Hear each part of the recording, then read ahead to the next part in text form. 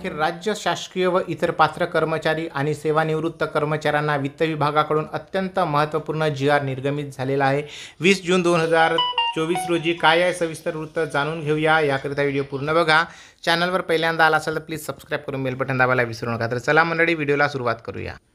बंधूंनो, राज्य शासकीय व इतर पात्र कर्मचारी आणि सेवानिवृत्त कर्मचाऱ्यांना दिनांक 1 जुलै 2024 रोजी देय असलेले 7व्या वेतन आयोगाच्या थकबाकीच्या 5व्या हप्त्याचे प्रदान करण्याबाबत वित्त विभागाकडून दिनांक 20 जून 2024 रोजी अत्यंत महत्त्वपूर्ण शासन परिपत्रक निर्गमित करण्यात आलेले आहे.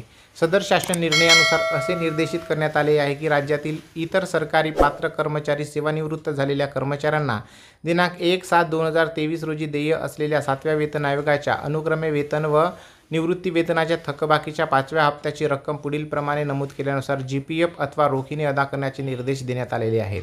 यामध्ये सेवानिवृत्ती वेतनधारक, निवृत्ती वेतनधारक थकबाकीच्या 5व्या हप्त्याची रक्कम ही माहे जून 2024च्या निवृत्ती वेतनासोबत पेन्शन अदा करण्याचे निर्देश देण्यात आलेले आहेत. तर राज्य सरकारी कर्मचाऱ्यांना सदर 5व्या हप्त्याची रक्कम ही माहे जून 2024च्या वेतनासोबत अदा करण्याचे निर्देश देण्यात आलेले आहेत.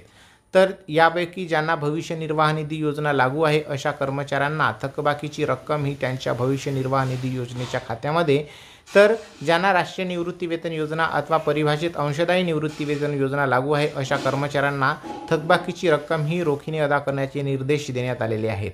तसेच जे कर्मचारी हे दिनांक 1/6/2023 ते सदर निर्णयापर्यंत मृत्यू अथवा सेवानिवृत्त झाले असतील अशा कर्मचाऱ्यांना सदर 5व्या हप्त्याची रक्कम रोखीने अदा करण्याचे निर्देश देण्यात आलेले आहेत.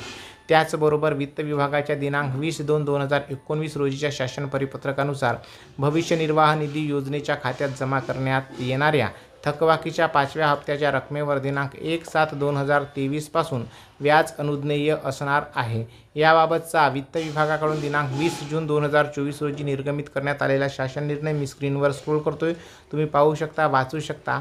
आणि ही आनंदाची बातमी आहे, त्यामुळे तुम्ही एकमेकाला शेअर करा, जास्तीत जास्त लोकांना याची माहिती होऊ द्या. आणि चॅनलवर जर पहिल्यांदा आला असाल बंधूंनो, चॅनलला प्लीज सबस्क्राईब करून बेल बटन दाबायला विसरू नका, कारण अशा प्रकारच्या शासकीय बातम्या तुम्हाला आपल्या चॅनलवरती मिळत राहतील. धन्यवाद. जय महाराष्ट्र.